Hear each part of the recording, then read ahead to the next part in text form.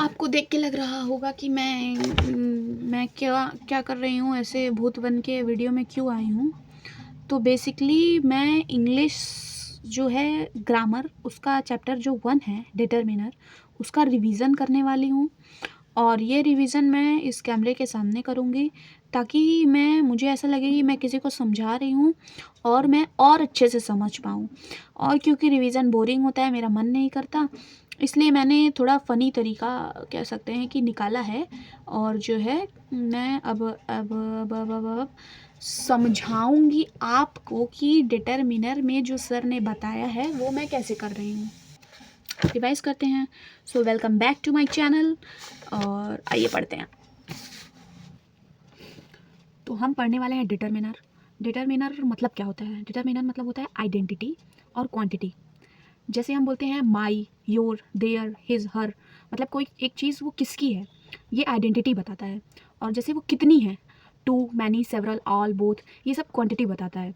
तो जो आइडेंटिटी और क्वांटिटी होता है, मतलब कि किसका है, कितना है, ये सब जो होता है इसको डिटरमिनर कहते हैं। तो ऐसे शब्द जो नाउन की आइडेंटिटी या क्वांटिटी डिटरमाइन करते हैं वो डिटरमिनर होते हैं। अब जैसे कि कहीं कहीं क्वालिटी भी होता है, कहीं कहीं क्या मतलब कि क्वालिटी भी होता है। क्वालिटी मतलब कि वो कैसा है, वो गुड है, वो बोरिंग है, वो रेड है, वो ग्रीन है, वो येलो है, वो पर्पल है, नीली है, पीली है।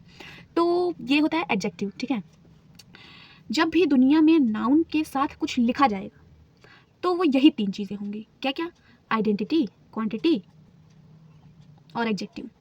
मतलब कि किसकी है, कितनी है और कैसी है। और इसके अलावा कुछ लिख सकते हैं? नहीं। तो जो किसकी और कितनी होता है वही डिटरमिनर है, और कैसा है तो एडजेक्टिव है। अब आइडेंटिटी की बात अगर हम करें तो आइडेंटिटी में 3 टाइप के होते हैं। जैसे कि एक होता है पॉजेसिव। पॉजेसिव मतलब कि my, yours, our, their, his, her, its, मतलब कि मेरा है, इसका है, उसका है, फलना है, ये सब पॉजेसिव में आता है। और आर्टिकल की बात करें, मतलब कि आइडेंटिटी आर्टिकल भी होता है, ए, एंड, द, ये सब। और डिमॉन्स्ट्रेटिव होता है दिस, दैट, दीज, दोज। तो कहने का मतलब है जो नाउन के पहले लगता है कि किसका है ना, वो 3 तरीके का हो सकता है। या तो वो पॉजेसिव होगा, माई, मेरा, मेरा, तेरा, इसका, उसका। आर्टिकल होगा ए, एंड, द, या ये सब हो सकता है। और डिमॉन्स्ट्रेटिव हो सकता है, मतलब दिस, दैट, दीज, दोज, ये सब हो सकता है। अब बात करें क्वांटिटी की, तो क्वांटिटी में आता है पहले तो नंबर्स, जैसे 1, 2, फर्स्ट, सेकंड, ये सब। हाँ, नंबर्स ही आता है बस। जैसे कि many, some, all, both, each, every, few, a few, the few, little, a little, the little, another, other, the other, enough, whole, several, ये सब। कॉन्सेप्ट 1 हम पढ़ेंगे अनदर, अदर और द अदर के बारे में। जैसे कि कोई सेंटेंस लिखा है, I have dash question to solve, और हमें यहाँ अनदर और अदर में से कुछ लगाना है, तो हम यहाँ क्या लगाएं? लिखा है I have dash question to solve, तो हम यहाँ अदर लिखें या अनदर लिखें? तो हम यहाँ पे अनदर लिखेंगे। क्यों? क्योंकि जो नाउन है, क्वेश्चन है, वो सिंगुलर है, तो इसीलिए हम यहाँ पे अनदर लिखेंगे। ठीक है, यहाँ पे क्या लिखेंगे? अनदर लिखेंगे। ओके, अगर नाउन सिंगुलर है तो हम अनदर लिखेंगे। I have dash questions to solve, अगर मेरा जो नाउन है क्वेश्चंस वो प्यूरल है तो हम अदर लिखेंगे। और अनदर में जो है एन है ना, एन, और एन लगता है सिंगल चीज़ के लिए, तो इसीलिए जब पीछे वाला नाउन सिंगुलर है तो हम वहाँ पे अनदर लिख रहे हैं, और अगर पीछे वाला नाउन प्यूरल है तो हम अदर लिख रहे हैं। तो क्या है कि अगर क्या लिखा है, एग्जाम्पल लिखा है, the examiner suggest another strategies hitting at the end that it involve only one specific approach, not multiple method। ठीक है, मतलब कि एग्जामिनर ने अनदर स्ट्रेटजी सजेस्ट करी है जो कि hitting at the end that it involve only, जिस यहाँ पे बात बेसिकली हो रही है कि केवल एक चीज़ की, नॉट मल्टीपल मेथड यहाँ लिखा हुआ है पीछे, और ऊपर हम यहाँ पे लिख रहे हैं स्ट्रेटजीज। वैसे तो अगर आंख बंद करके किया जाए तो हमने ऊपर पढ़ा हुआ है कि बाद में अगर नाउन प्यूरल है तो हम यहाँ पे क्या लगाएंगे? प्यूरल है तो अदर लगाएंगे, लेकिन हम यहाँ अदर नहीं लगाएंगे। क्यों? क्योंकि वो जो नाउन प्यूरल है ना, वो नाउन ही गलत है, वो नाउन प्यूरल नहीं होना चाहिए। और ये हमें कैसे पता चलता है? ये ऐसे पता चलता है क्योंकि उसके बाद में ओनली वन स्पेसिफिक चीज़ों की बात की गई है, नॉट मल्टीपल मेथड, इसलिए। ठीक है, लिखा भी है कि बाद में not multiple method, only one specific approach है, मतलब सिंगुलर का रेफरेंस है, तो अनदर अपनी जगह सही है, बाकी जो स्ट्रेटजीज लिखा है वो गलत है, वहाँ स्ट्रेटजी होगा। रीडिंग भी मैटर करता है। या तो अभी तक जो हमने पढ़ा ये लेक्चर 1 में था, इसका एक रिवीजन शॉर्ट हमने बनाया है। रिवीजन शॉर्ट ये है कि नाउन अगर सिंगुलर है तो अनदर लगेगा, नाउन अगर प्यूरल है तो अदर लगेगा। कभी कभी वो प्यूरल होगा बट अनदर लगेगा क्योंकि उसके मीनिंग में वो सिंगुलर होगा। तो अनदर को नहीं बल्कि उस वर्ड को प्लूरल से सिंगुलर कर देंगे। अनदर, एक की बात। अनदर मतलब एक की बात की जा रही है, अदर मतलब कई बात, कई लोगों की बात, कई सारे हैं उसमें से बात की जा रही है।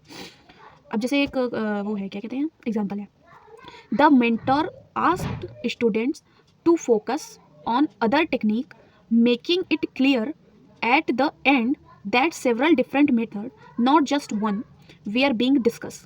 तो यहाँ पे अगर हम ध्यान से देखें तो बात की जा रही है several different method not just one, मतलब कि बाद में सेवरल चीज़ों की बात की जा रही है, मतलब कि प्लूरल की बात की जा रही है ना। हाँ, प्लूरल की बात की जा रही है। तो जो अदर वहाँ पे लगा हुआ है वो सही है, लेकिन जो ये टेक्निक लिखा है ना ये सही नहीं है, इसलिए हम यहाँ पे एस लगाए हैं, टेक्निक से होगा। अब कॉन्सेप्ट 2 की बात करें तो लिखा है have you solve the another puzzle. क्या तुमने हम हिंदी नहीं करेंगे, ओके। हाँ, तो ये है इसके लिए, क्या कहते हैं, अब हम अनदर और अदर हो गया है तो हम द अदर पढ़ना चाह रहे हैं। तो द अदर पढ़ने के लिए जो मेरा कॉन्सेप्ट 2 है उसमें मैंने लिखा है have you solve the another puzzle, और दूसरा एग्जाम्पल है the watch was gifted to me by my another uncle. लेकिन अगर हम ध्यान से देखें तो यहाँ पे अनदर लिखे हैं, अनदर में एक एन है और एक अदर है, एक एन तो ये हो गया डिटर्मिनर और एक द भी लिखा है, तो एक सेंटेंस में दो दो आइडेंटिफायर तो हो नहीं सकते, आइडेंटिफायर ही है ना। हाँ, तो एक सेंटेंस में दो दो आइडेंटिफायर नहीं होंगे, द और अनदर साथ में नहीं होंगे, इसलिए अनदर को। तो ये जो कॉन्सेप्ट है, पहले तो हम देखें कि हम अगर नाउन मेरा सिंगुलर है अनदर लगाएंगे, अगर नाउन प्लूरल है तो अदर लगाएंगे। लेकिन जब यहाँ देख रहे हैं तो पजल, पजल सिंगुलर है तो हम अनदर लगा दिए, लेकिन अनदर हम नहीं लगा सकते ना क्योंकि दो डिटर्मिनर है। तो यहाँ पे अगर नाउन मेरा सिंगुलर है और आगे भी एक डिटर्मिनर लगा हुआ है, भले ही नाउन सिंगुलर है लेकिन हम अदर लगाएंगे। वैसे तो हम अदर के लिए प्लूरल को यूज़ करते हैं, लेकिन क्योंकि दो है डिटर्मिनर इसलिए हम अदर लगाएंगे। रिवीजन शॉर्ट में लिखा है दो डिटर्मिनर एक साथ नहीं हो सकते। अच्छा, तो वहाँ पे वो कॉन्सेप्ट नहीं स्टार्ट हुआ था द अदर का। अब हम लोग डिटर्मिनर क्लास 2 देख रहे हैं, रिवीजन कर रहे हैं, जो सर ने पढ़ाया है तो हम रिवाइज कर रहे हैं। तो डिटर्मिनर क्लास 2 में हम देख रहे हैं अनदर मतलब एन प्लस अदर और द अदर मतलब द प्लस अदर। एन, ए और एन मतलब क्या होता है, ए और एन हम लोग क्यों लगाते हैं, जब इनडेफिनेट होता है, जो निश्चित नहीं होता है, जो कंफर्म नहीं होता है, उसके लिए हम ए और एन लगाते हैं। मतलब ये बहुत सारी चीज़ें हैं और इसमें से हम एक को चुन रहे हैं। अब वो एक वो क्या है कौन है वो पता नहीं है, इसलिए हम वहाँ ए या एन लगा रहे हैं। अगर वहाँ पे दो चीज़ें हैं और हम उसमें से एक ले रहे हैं और कंफर्म है कि हम एक इसी को ले रहे हैं, तो हम वहाँ पे द लगाएंगे, ओनली वन, ठीक है, जो कंफर्म हो। जैसे example I meet the president, I meet the president, तो प्रेसिडेंट तो केवल एक ही होता है, कहीं का भी वो एक ही होता है, इसलिए हम वहाँ द लगाएंगे। आई मीट डैश मिनिस्टर, तो मिनिस्टर जो है वो एक जगह पे कई सारे होते हैं, इसलिए हम ए लगाएंगे। नेक्स्ट एग्जांपल है the selection committee dropped dash player from the team. अब एक टीम में कितने प्लेयर हैं, बहुत सारे हैं, और यहाँ पे इसी एक की बात की गई है तो हम यहाँ पे ए लगाएंगे, और कंफर्म नहीं है कि वो जो 11 प्लेयर हैं उसमें से हम किस प्लेयर की बात कर रहे हैं, इसलिए हम ए लगाएंगे। The selection committee drop dash captain from the team, the selection committee dropped dash captain from the team. अब कैप्टन तो एक ही होता है, तो जब कैप्टन एक ही होता है तो वहाँ पे द लग गया है, ठीक है। फिर लिखा है the selection committee drop dash captain from the teams, teams क्योंकि टीम्स एक से ज़्यादा हैं, टीम्स है, एक टीम में 11 प्लेयर की, एक टीम में 11 प्लेयर की, एक टीम में 11 प्लेयर की। फिर कहा जा रहा है कि एक कैप्टन को हटा दिया गया है, तो उसमें से 3 कैप्टन में से कौन सा कैप्टन हटाया ये नहीं पता, इसलिए वहाँ पे ए लगेगा। तो अनदर होता है इनडेफिनेट के लिए और द अदर होता है डेफिनेट के लिए। अभी हम इसकी बात करेंगे, अभी हम ए और एन का कॉन्सेप्ट समझ रहे थे। तो द अदर की बात करें, बाद में अगर सिंगुलर नाउन है और जो नाउन है जो बचा है वो एक ही है तो हम द अदर लगाएंगे। जैसे कि I was driving the car with one hand and realising ice cream with dash hand, तो यहाँ पे हम अनदर लगाएं कि द अदर लगाएं, क्योंकि हम एक हाथ से ड्राइव कर रहे हैं और एक हाथ में आइसक्रीम है, ऐसा तो है नहीं कि 4 हाथ है, हाथ तो एक ही है, तो इसलिए वहाँ पे द अदर लगेगा, सिंपल।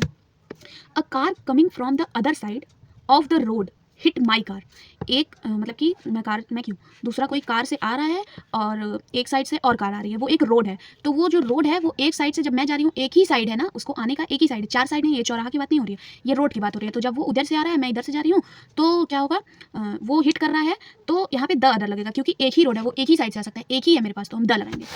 अब अनदर की बात करेंगे, बाद में अगर सिंगुलर नाउन है और जो नाउन बचा है वो एक से ज़्यादा हो सकता है तो अनदर लगेगा। जैसे सी वोर a gold ring in one finger and diamond ring in dash finger, उसने एक उंगली में क्या पहना है, गोल्ड रिंग पहना है और दूसरे में डायमंड रिंग पहना है। अब मेरे पास ऐसा तो है नहीं कि दो ही उंगली है, एक में मैंने गोल्ड रिंग पहना है और एक में मैंने डायमंड पहना है। वैसे तो मैंने चांदी का पहना है जो मेरी दोस्त ने दिया है। तो सी वोर a gold ring in one finger and diamond ring in another finger. यहाँ अनदर इसलिए लगा है क्योंकि ऐसा नहीं है कि मेरे पास 2 ही उंगली है, मेरे पास 10 उंगली है। उसमें से मैंने एक में गोल्ड वाला पहन लिया है और इन 10 में से पता नहीं कौन से में पहना होगा, इसलिए वहाँ पे डायमंड अनदर लगा हुआ है। A car coming from another side of फिर से a car coming from dash side of diversion. Diversion मतलब चौराहा। हिट माई कार, एक जो कार आ रही है मेरे तरफ, जब मैं चौराहे पे खड़ी हूँ उसने मेरी कार को ठोकर मार दी। भगवान ना करे पहले कार ही नहीं है, कार आ जाए फिर ठोकर भी नहीं ठोकर वकर नहीं लगेगा। तो उसने मेरी कार को धक्का दे दिया, ठीक है, हिट माई कार। तो अब ये चौराहा है, अब चौराहे पे 4 साइड हैं, अब पता नहीं कौन से साइड से वो कार आई है, इसलिए हम यहाँ पे द अदर ना लगा के एन अदर लगाएंगे। अगर रोड होता तो हम द अदर लगाते हैं, ठीक है। अब नेक्स्ट है कि I can not come today as I have dash work to do. अब यहाँ पे दूसरा कॉन्सेप्ट ये है कि जब हम अनकाउंटेबल नाउन का यूज़ करते हैं तो वहाँ पे हम द अदर लगाते हैं, हम अनदर नहीं लगाते। क्यों, वो अभी थोड़ी देर में पता चलेगा।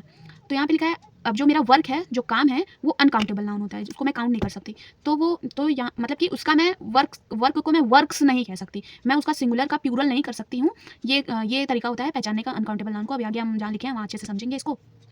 तो जस्ट बिकॉज ये अनकाउंटेबल नाउन है इसलिए हम यहाँ पे अनदर नहीं लगाएंगे, हम यहाँ पे द अदर लगाएंगे। Okay, the report clarified one set of fact while dash information was withheld pending verification by the regulatory authorities. The report clarify one set of fact, report ने एक सेट ऑफ फैक्ट को clarify कर लिया और जो दूसरा information था, यहाँ पे अनदर लगा हुआ है ना, लेकिन मैं अनदर नहीं लगा सकती क्योंकि जो इन्फॉर्मेशन है वो अनकाउंटेबल नाउन है। तो अनकाउंटेबल नाउन के पहले अनदर नहीं द अदर लगेगा। काउंटेबल नाउन क्या होता है, जो सिंगुलर से प्लूरल हो सकता है। अनकाउंटेबल क्या होता है, अनकाउंटेबल होता है जिसको काउंट ही नहीं कर सकते हैं। सिंगुलर काउंटेबल नाउन से पहले ए एन और द लग सकता है और अनकाउंटेबल से पहले द नहीं लग सकता है। अनकाउंटेबल से पहले ए और एन नहीं लग सकता है। ए और एन क्यों नहीं लग सकता है, क्योंकि मैं उसको काउंट नहीं कर सकती, द लग सकता है। अनकाउंटेबल में होता है मटेरियल और एब्स्ट्रैक्ट। मटेरियल जैसे ऑयल और राइस, जिसको कितना भी तोड़ लो अपनी आइडेंटिटी नहीं लूज करेगा। मतलब कि अगर एक ड्रम में ऑयल रखा है तो भी वो ऑयल है और मैंने अपने हाथ में ले लिया तो भी वो ऑयल है, ठीक है, वो टूटेगा नहीं। अब एक ड्रम में राइस रखा है तो भी वो राइस है, मैंने उठा के देख लिया तो भी मेरे हाथ में भी राइस है। अब वो राइस टूट के RI तो नहीं हो गया, मतलब RICE, तो RI तो नहीं है मेरे हाथ में तो राइस है ना, तो वो अनकाउंटेबल नाउन। एब्स्ट्रैक्ट नाउन, यही चीज़ें मुझे रिवीजन करा सकती है और मैं रिवीजन नहीं कर सकती, मैं ये रिवीजन कर रही हूँ। और मैं अगर मेरा मन किया तो मैं भले मैं भूत दिख रही हूँ लेकिन मैं यूट्यूब पे इसको डालूंगी क्योंकि मैं नहाई नहीं हूँ, इसलिए मैं अच्छी नहीं लग रही हूँ, बाकी मैं ठीक दिखती हूँ थोड़ी थोड़ी। तो मैं इसलिए ये कर रही हूँ क्योंकि मैं रिवीजन करने में बोर होती हूँ। अगर तुम भी होते हो तो तुम मेरे वीडियो से बकवास सुन के रिवीजन कर सकते हो, नहीं तो अपना खुद से करो, मुझे क्या। एब्स्ट्रैक्ट क्या है, जिनकी फिजिकल फॉर्म नहीं है। जैसे आइडिया की फिजिकल फॉर्म है, आइडिया चल के आ रही है क्या, नहीं ना। Idea, information, knowledge, energy, work. और मैं बता दूं कि ये अनुभव सर, ये मैं ऐसे रिकॉर्ड करके क्या बोलते हैं आगे लगा दूंगी आगे, मतलब तुम यहाँ पे जब आए हो तो तुम ये देख के आए हो। डिटरमिनर का क्लास 3 की बात हम करते हैं, वहाँ का रिवीजन करते हैं, ठीक है। पॉजिटिव सम, हम बात करेंगे सम एनी के बारे में, सम और एनी के बारे में। तो अगर पॉजिटिव है तो हम सम लगाएंगे, निगेटिव है तो हम एनी लगाएंगे और कोई क्वेश्चन है तो हम एनी लगाएंगे। अब थोड़ा देखते हैं, लोड नहीं लेना। I want two by dash books, ठीक है, I want two by dash books. इसमें जो है कुछ वैसी निगेटिव बात हो नहीं रही है तो इसीलिए हम बुक्स के पहले सम लगाएंगे। अब जैसे निगेटिव हम जो कह रहे हैं, मतलब क्या हम कह रहे हैं, मतलब हम ये कह रहे हैं कि I do not want two by dash books. अब जब मैंने निगेटिव की बात कर दी तो मैं यहाँ पे एनी लगा दूंगी। अगर वो सेंटेंस पॉजिटिव चल रहा है तो सम लगाएंगे, अगर वो सेंटेंस निगेटिव चल रहा है तो एनी लगाएंगे। अगर वहाँ पे क्वेश्चन है do you have dash books, तो यहाँ पे हम एनी लगा देंगे, ठीक है। निगेटिव वर्ड्स क्या होता है, no, never, don't, can't, rarely, hardly, scarcely, barely, seldom, any, without. इन सब का मतलब होता है क्या, इन सब का मतलब होता है ऑलमोस्ट नो, ऑलमोस्ट नेवर। तो नेक्स्ट ये वर्ड्स इसलिए लिखा गया है क्योंकि ये भी निगेटिव वर्ड्स होता है, बट देखने में ये निगेटिव नहीं लगता। निगेटिव मतलब हम सोचते हैं कि नो, नेवर, डोंट, कांट ही होता है, लेकिन ऐसी कोई बात नहीं है। निगेटिव का मतलब रेयरली, मतलब शायद ही, हार्डली मतलब शायद ही मैं यहाँ जाऊँगी, रेयरली मैं यहाँ जाऊँगी वरना मेरा मन तो नहीं है जाने का, ऐसा वाला। तो they have rarely introduce dash plans, dash new plans for the. अब देखो यहाँ पे न्यू क्यों लिखा है भाई, यहाँ पे लिखना चाहिए, इसको हम काट रहे हैं और एनी लिख रहे हैं, ठीक है, बट नोट्स में न्यू नहीं लिखा है तो वो गलती से उधर का इधर लिख दिए हैं। तो लिखा, अब यहाँ पे सेंटेंस में रेयरली आ गया। अब अगर यहाँ रेयरली आ गया तो हम यहाँ पे सम नहीं लगा सकते क्योंकि सेंटेंस निगेटिव हो गया, तो हम यहाँ पे एनी लगा दिया। अब फ्यू मतलब भी ऑलमोस्ट नो ही होता है, फ्यू मतलब कुछ नहीं होता, फ्यू मतलब ऑलमोस्ट नो, मतलब कि ना के बराबर। तो लिखा है few people like something in that overly hyped movie, मतलब कि कुछ लोगों को बस कुछ पसंद आया इतने ओवरली हाइप्ड मूवी में, तो यहाँ पे हम एनी लगाएंगे क्योंकि यहाँ पे निगेटिव हो गया ना, तो इसलिए हम एनीथिंग लगा देंगे। आज मुझे रिवीजन करने से दुनिया की कोई शक्ति नहीं रोक सकती है। अरे भाई रोक देंगे क्या, रुकूंगी थोड़ी। लिखा है according to the Indian law police officer can not arrest you without some evidence. अब विदाउट आ गया, विदाउट निगेटिव है तो हम यहाँ सामने एनी लगाएंगे। Without any help he clear the exam. अब यहाँ पे विदाउट है, निगेटिव है, एनी लगाया तो सही है। They fail to provide some scientific explanation to this problem. अब फेल है, फेल निगेटिव है तो हम सामने ही एनी लगाएंगे। They lack some skill to clear the examination. They lack some skill to clear the examination. अब लैक है मतलब निगेटिव है तो हम सामने ही एनी लगाएंगे। Look PDF for more negative words. Sir का जो पीडीएफ है वो देखें निगेटिव वर्ड्स और जानने के लिए। क्वेश्चंस एनी के। Have you thread anywhere in northern India, मतलब कि लिखा है यहाँ समवेयर आएगा या एनीवेयर आएगा। हैव यू थ्रेड मतलब कि तुम कहीं घूमे हो नॉर्दर्न इंडिया में, तो अगर हम क्वेश्चन कर रहे हैं ना तो भी हम एनी लगाएंगे। तो इसीलिए जब वहाँ पे क्वेश्चन मार्क लिखा है, कुछ क्वेश्चन किया गया है, तो इसलिए हम एनीवेयर लिखे हैं। कुड आई हेल्प यू, जैसे कि यहाँ पे लिखा है कुड आई हेल्प यू, लेकिन ये जो लिखा है ना कुड आई हेल्प यू, ये कोई क्वेश्चन नहीं है। हाँ तो सर ने एग्जाम्पल दिया था कि मान लो एक आपके घर की आंटी हैं, आपके घर की नहीं, आपके घर के बगल की आंटी हैं, और वो झगड़ा करती हैं आपसे, आपको ताना मारती रहती हैं बेसिकली, और कहती हैं आपका एग्जाम नहीं निकला, और फिर वो आप मार्केट गए हैं सब्जी लेने, वो भी गई थी, लेकिन वो मार्केट में गिर गई हैं, वो रोड पे गिरी हुई हैं, और आपको उनको अंदर से मन तो नहीं कर रहा है उठाने का, बट आपको उठाना पड़ रहा है। तो आप उनसे पूछेंगे कुड आई हेल्प यू, लेकिन आपको पता है आंटी ये तो नहीं बोलेंगी नहीं नहीं मेरी हेल्प मत करो, मतलब आपको पता है कि वो ना नहीं बोलेंगी, आप एक्सपेक्ट कर रहे हैं कि वो हाँ बोलेंगी, बस आप ऐसे ही फॉर्मेलिटी के लिए पूछ ले रहे हैं। तो कुड आई हेल्प यू ये जो क्वेश्चन है अभी बता रहे हैं कि ये हम क्यों बोल रहे हैं। जब हम आंसर यस एक्सपेक्ट कर रहे होते हैं तो वो दिखने में सवाल है बट वो सवाल नहीं है, और बेसिकली इन सब में कैन कुड वुड में ये सब होता है।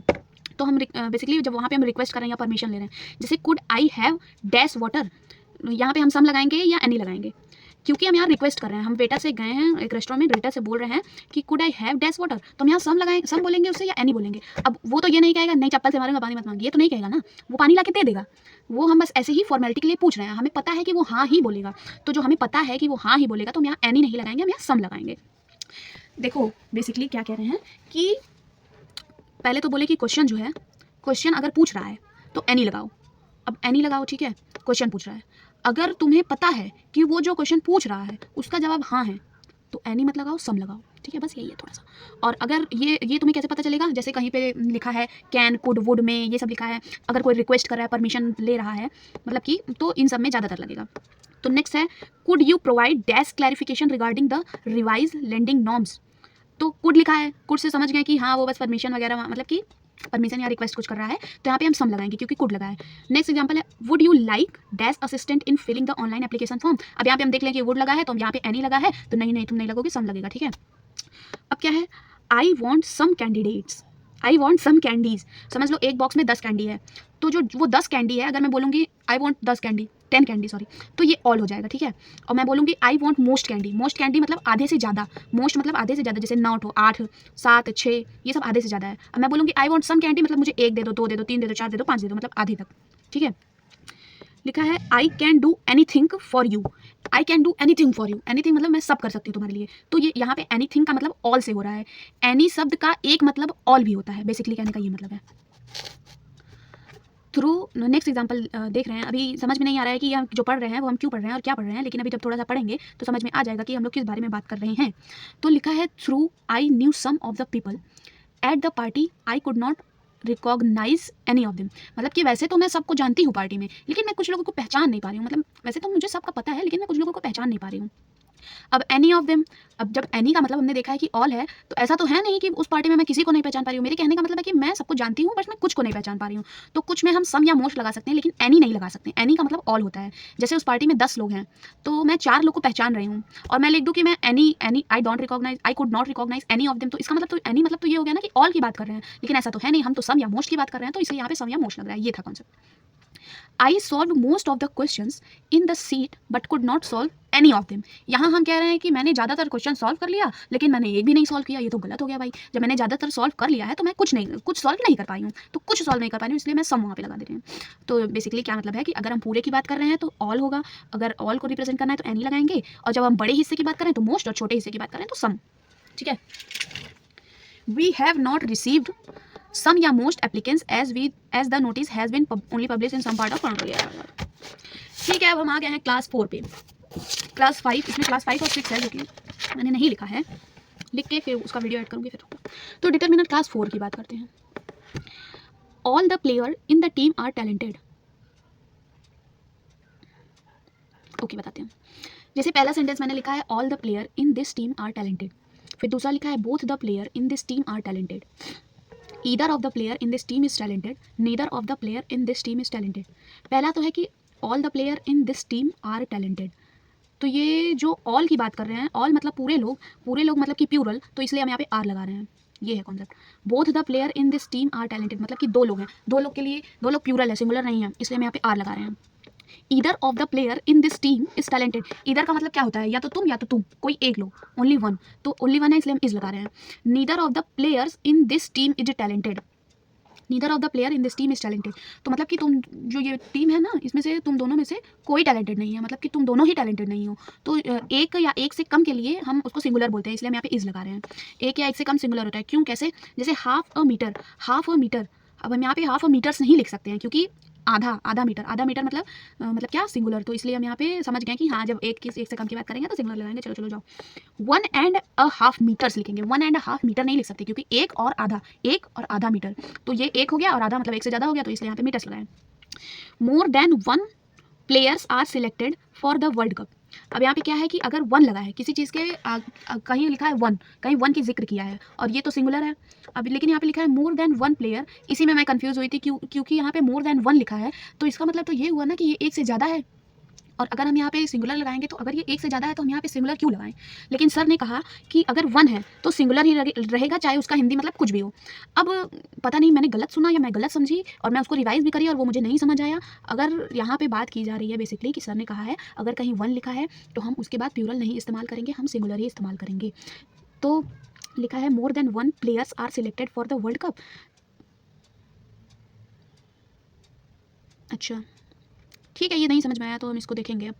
अगर किसी को समझ में आया है और वो मुझे ये कॉन्सेप्ट समझा सकता है तो वो मेरे ग्रुप पे वॉइस नोट सेंड कर सकता है। दूसरी बात कि इस कॉन्सेप्ट का बेसिकली ये मतलब है अगर 1 लिखा है तो उसके बाद आप प्लेयर्स नहीं प्लेयर लिखोगे, आर नहीं इज लिखोगे। ठीक है, अब लिखा है 1/3 of population is grappling with poverty, मतलब कि 1/3 जो पॉपुलेशन है वो गरीबी से जूझ रही है, तो यहाँ पे इज लिखा है, तो ये इज सही है क्योंकि 1/3 मतलब कि 1/3 पार्ट, किसी एक का 1/3 हिस्सा, तो ये सही है, इज लिखा है। अब जब लिखा है 2/3 population is grappling with poverty, लेकिन यहाँ पे 2/3 लिखा है ना, तो 2/3 नहीं हो सकता क्योंकि जब 2 लिखा है आगे, भले ही आप एक में से 2/3 की बात कर रहे हो, मतलब वो एक तिहाई छोड़ो 2/3 की बात कर रहे हो, तो जो ये 2/3 लिखा है ये गलत है क्योंकि आगे 2 लिखा है तो आप 3rd लिखोगे। सर यही कहना चाह रहे थे कि अगर 1 लिखा है तो उसके आगे हम 3rd लिखे हैं, 1 के आगे हम 3rds नहीं लिख सकते, 1 के आगे हम प्लूरल नहीं लिख सकते, भले ही वो एक में से ही हम बात कर रहे हैं, एक में से 1/3, ठीक है। और जब हम 2/3 की बात कर रहे हैं लेकिन हम यहाँ पे 3rd लिखे हैं तो ये गलत है, हमको वहाँ पे 3rds लिखना है क्योंकि आगे 2 लिखा है ना। 2/3 एक से कम इज सिंगुलर, हाँ लिखा है none of the player in this team is talented, 2 से ज़्यादा लेकिन एक भी नहीं, मतलब कि एंड रिजल्ट 0 इसलिए नन। हाँ तो नन के साथ हम इज लगाए हैं, क्यों इज लगाए हैं, क्योंकि नन का मतलब वही नन का मतलब इतने सारे लोगों में से कोई नहीं, तो नन का मतलब 0 मतलब एक से कम मतलब कि इज लगेगा। अब जब हम यही चीज़ों को all, both, either, neither, none को अगर हम नॉट लगा दे सब सेंटेंस में, जैसे all the player in this team are not talented, both the player in this team are not talented, either of the players in this team is not talented, neither of the player in this team is not talented, none of the player in this team is not talented। देखो क्या है, जब हम बात कर रहे हैं all the player in this team are not talented की, तो इसका मतलब हम 0 की बात कर रहे हैं, और 0 के लिए ऑल नहीं लगेगा, 0 के लिए तो नन लगता है ना। ऑल के साथ अगर नेगेटिव वर्ड लगा है तो ये रॉन्ग है, तो हम ऑल के साथ नॉट नहीं लगा सकते हैं, ऑल के साथ नॉट नहीं लगा सकते हैं, रीज़न हम भूल गए हैं, लेकिन ऑल के साथ नॉट नहीं लगा सकते हैं। तो ऑल के साथ नॉट लगेगा तो इसका मतलब वो 0 हो जाएगा, अगर वो 0 हो जाएगा तो तुम ऑल क्यों लगा रहे हो भाई, तो इसलिए नहीं लगा सकते, तो इसलिए हम यहाँ पे नन लगाएंगे। नन कैसे लगाएंगे वो देखा जाएगा आगे। Both the player in this team are not talented, मतलब ये जो तुम दोनों हो ना, तुम दोनों में से कोई नहीं टैलेंट। हाँ ऑल और नॉट क्यों लगाएं जब मेरे पास नन है, तो जब नन है ही तो ऑल और नॉट क्यों लगाएं? ऑल नॉट मतलब जीरो, और जीरो मतलब तो नन होता है ना, तो इसलिए हम नन लगाएंगे भाई, ऑल नॉट क्यों लगाएं? ठीक है, ये होता है। अब लिखा है both the player in this team are not talented. तो जब बोथ और नॉट ही लगाना है तो हम बोथ और नॉट क्यों लगाएं? बोथ और नॉट क्यों लगाएं? हम नीदर क्यों ना लगाएं? जब मेरे पास नीदर है ही कि तुम दोनों नहीं टैलेंटेड हो, हम तो बोथ नॉट क्यों लिखे भाई? तो इसलिए हम नीदर लिखेंगे। बोथ नॉट मतलब तुम दोनों नहीं, नीदर भी मतलब तुम दोनों नहीं, तो इसलिए either of the player in this team is not talented. अब ईदर ऑफ द प्लेयर का मतलब होता है कि तुम दोनों में से कोई एक जो है, अगर हम बात कर रहे हैं कि टैलेंटेड है तो तुम दोनों में से कोई एक टैलेंटेड है, और हम कह रहे हैं कि फिर हम कह रहे हैं तुम दोनों में से कोई एक नहीं टैलेंटेड है, तो दोनों का मतलब तो एक ही हुआ ना, या तो हम ईदर बोले या तो ईदर नॉट बोले, इसलिए ईदर नॉट बोले की क्या जरूरत है, ईदर बोल देंगे। ठीक है, अब जब लिखा है neither of the player in this team is not talented और none of the player in this team is not talented, तो नीदर, जब सेंटेंस में नीदर आ गया है फिर दोबारा आप नॉट भी लगा रहे हैं तो दो निगेटिव वर्ड हो गया, नन आ गया है तो फिर भी नॉट लगा रहे हैं तो दो निगेटिव वर्ड, इसलिए वो सुपरफ्लुअस हो गया है। तो फिर से नॉट लगाने की क्या जरूरत है? कोई जरूरत नहीं, पहले ही हमको पता चल चुका है वो सेंटेंस का मतलब क्या है। तो यहाँ पे हम बात कर रहे हैं तीन चीज़ों की। ऑल के साथ अगर निगेटिव लगा है तो वो गलत है, वहाँ पे नन लगना चाहिए। बोथ के साथ अगर निगेटिव लगा है तो वो गलत है, वहाँ पे नीदर लगना चाहिए। ईदर के साथ अगर निगेटिव लगा है तो कोई मतलब नहीं है भाई, ईदर ही लगाओ, निगेटिव क्यों लगा रहे हो। नेक्स्ट है कि I do not want help. ये तो चीज़ सही है, I do not want help सही है। अगर हम कह रहे हैं I do not want no help तो ये तो सुपरफ्लुअस हो गया ना, वही मतलब नॉट का कॉन्सेप्ट जो ऊपर था।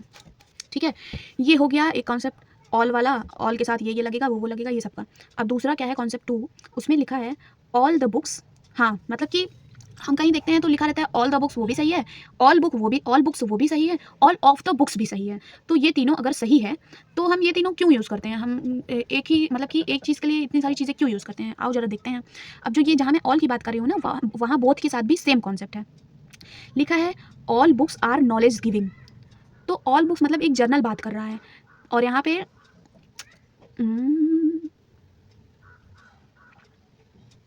समझ के समझाती हूँ। Both all the book in this library are knowledge, all the books in this library are knowledge, क्योंकि वो डेफिनेट है। अच्छा जर्नल, हाँ, तो लिखा है all the books are knowledge giving. तो हम ऑल द बुक्स की बात कर रहे हैं, हम एक जर्नल में बात कर रहे हैं, हम कोई बता नहीं रहे हैं कि ये इस जगह की बुक है, ये वो है, ये वो है, ये वो है, ये नहीं कह रहे हैं। हम जर्नल में बात कर रहे हैं, इन जर्नल बात कर रहे हैं, मतलब all the books are knowledge given ना, तो इसलिए यहाँ पे हम आर्टिकल नहीं लगाएंगे क्योंकि हम जर्नली बात कर रहे हैं। अभी ये थोड़ी देर में और समझ आ जाएगा अच्छे से। लिखा है all books in this library और नॉलेज। पहली बात तो ये नॉलेज नहीं होना चाहिए, all this books in this library और नॉलेजेबल होना चाहिए, ऐसा कुछ। ठीक है, तो यहाँ पे लिखा है all books in this library are knowledge, मतलब कि इस लाइब्रेरी का जो बुक है ना वो ज्ञान देने के योग्य है। मतलब ये जो लाइब्रेरी का बुक है ये डेफिनेट है, तो ये डेफिनेट है तो यहाँ पे हम आर्टिकल द लगाएंगे। ठीक है, ऑल द बुक्स, ऑल के बाद अगर ऑल ऑफ लिखा है ना, अगर ऑल ऑफ लिखा है तो उसके बाद आइडेंटिफायर नहीं लगेगा। ऑल ऑफ माई बुक्स नहीं बोल सकते, ऑल ऑफ योर बुक्स नहीं बोल सकते, हम ये बोल सकते हैं कि ऑल ऑफ द बुक्स, क्योंकि अगर ऑल ऑफ लगा है तो उसके बाद आइडेंटिफायर नहीं लगेगा, ये है। तो मतलब कि पता नहीं कौन सी बुक है के लिए नो आर्टिकल लगाओ, कोई स्पेसिफिक बुक है तो द लगाओ, अगर ऑफ के साथ है तो आइडेंटिफायर लगाओ, और बोथ के साथ भी यही सेम कॉन्सेप्ट होगा। अब एक चीज़ है कि जो all of, either of, neither of, none of, both of, ये सब है ना, इसके लिए प्लूरल नाउन लगता है, और इसके प्लूरल नाउन लगेगा और इस नाउन के आगे द लगता है। कहीं भी ऑल ऑफ देखो तो वहाँ पे प्लूरल नाउन लगेगा और उस प्लूरल नाउन के आगे द लगेगा। तो ये तक, यहाँ तक हम पढ़ चुके हैं क्लास 4 तक। अभी जब मैं क्लास 5 और 6 कर लूँगी तो हम उसको इसी तरह से रिवीजन करेंगे और इस वीडियो में ऐड कर देंगे। तो एक इंट्रो दे देते हैं अभी, जो हम आगे लगा चुके होंगे, जो आप देख के आ चुके हैं। अगर आप यहाँ तक वीडियो देख रहे हैं, मेरी बकवास सुन रहे हैं और आपका भी रिवीजन साथ साथ हो रहा है, तो मैं रिवीजन करने जा रही थी, और क्योंकि मेरा रिवीजन में मन लगता नहीं, और ऐसे ही मैंने अपने कई साल बर्बाद किए हुए हैं बिना रिवाइज़ किए, लेकिन मुझे रिवीजन करना है कैसे भी, तो मैंने अपने दिमाग में एक आइडिया लाया, क्यों ना मैं इसको रिकॉर्ड करूं, और मैं अगर रिकॉर्ड करूंगी तो बार बार डिस्ट्रक्शन नहीं होगा कि मैं फ़ोन चला लूँ। दूसरी चीज़, मैं अगर किसी को समझा के करूँगी, मतलब कि यहाँ फ़ोन में देख के मुझे ऐसा लगेगा कि मैं समझा रही हूँ, तो मुझे ज़्यादा समझ में आएगा, तो मुझे चीज़ें ज़्यादा याद रहेंगी। इसीलिए मैं ये रिकॉर्ड करने जा रही हूँ जो अनुभव सर ने अपने लेक्चर में पढ़ाया है। इसको डाल सकते हैं, पता नहीं।